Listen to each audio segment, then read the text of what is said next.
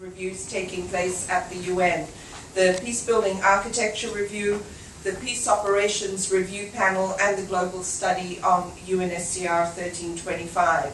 In September this year also, Pacific governments along with other member states will adopt the new Sustainable Development Goals, which aside from a key goal on gender equality, we're keen to see a strong commitment to the peace and stability goal, not only through the Goal 16, but with key indicators across the Sustainable Development Goals demonstrating the nexus between peace and development. We're also aware that the recently concluded NPT Review Conference ended on Friday, May 22nd, without an outcome document. However, we don't need to feel too upset about this, well, to some degree, but the fact that we feel as a member of the ICANN campaign, the International Campaign Against Nuclear Testing, was that 107 member states have committed themselves to fill the legal gap by endorsing the humanitarian pledge. And these include Pacific member states, Fiji, Kiribati, Marshall Islands, Palau, Papua New Guinea, Samoa, Tuvalu, and Vanuatu. This week as civil society, we need to amplify the call to Nauru, to Solomon Islands, and to Tonga to commit to the humanitarian pledge to fill the legal gap for the prohibition and elimination of nuclear weapons.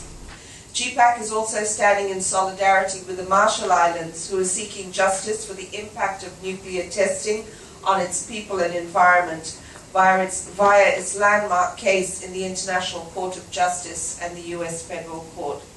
So this is definitely an important time to amplify voices from the local level to re-examine efforts, successes, and challenges in securing sustainable peace.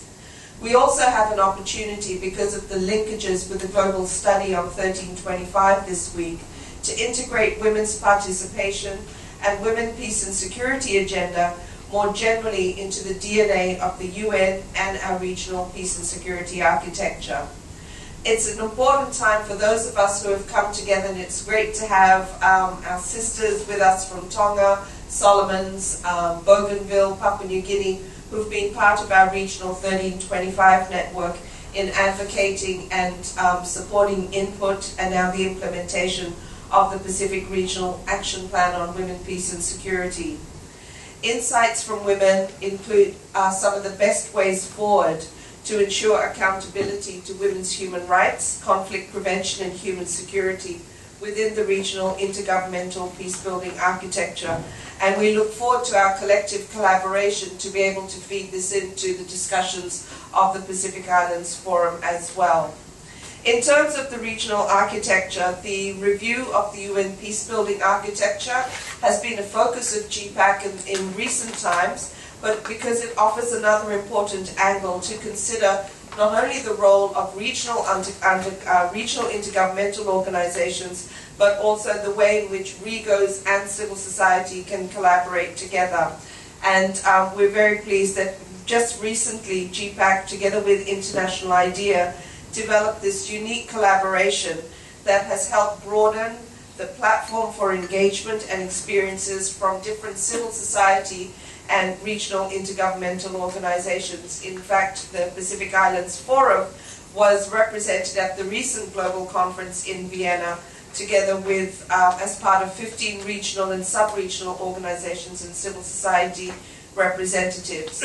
While there's no one-size-fits-all formula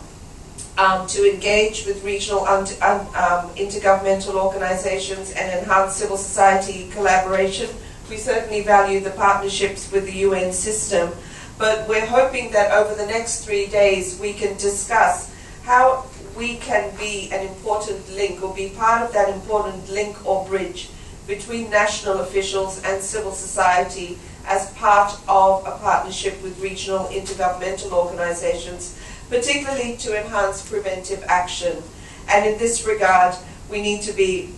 both politically proactive and not just politically correct.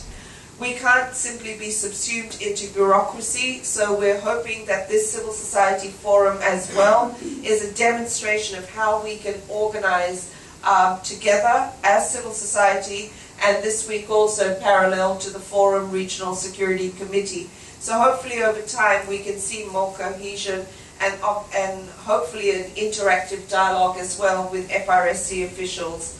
This also is where, you know, UN partnership is important, and we look to the UN system as well to be able to provide that space for interaction between regional governmental organizations, our governments and civil society, and how can we strengthen that mechanism.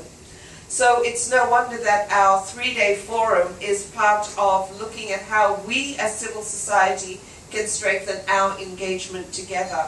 both collectively but also with the existing frameworks and the regional architecture, and as we've been doing with FemLink on 1325, being able to share some examples as well. We certainly appreciate the collaboration with the German Women World Day of Prayer, IWDA, UN Women and UNDP SCEFI in collaboration with the EU.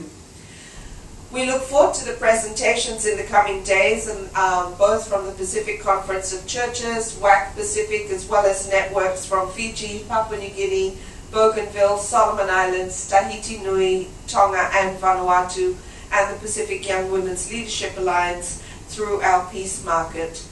Finally, just to share that at our recently concluded GPACK International Steering Group meeting, we reaffirmed the need to continue to strengthen the links between local to national, to regional to global, and vice versa, as a global network of civil society organizations with many different backgrounds and approaches. We recognize that while we need to prioritize what we do, we must also be responsive to the reality on the ground and in the national and international political arena, which can change very rapidly and requires us to be flexible yet effective.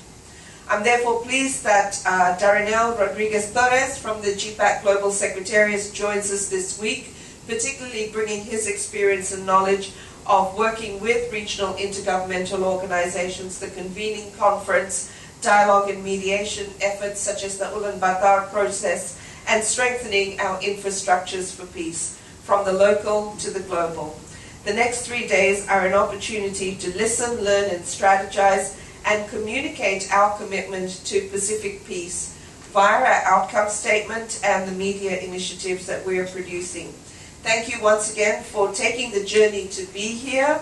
I hope those of you still waiting for bags, your baggage will arrive, and I look forward to the journey ahead as we put human security first. Thank you.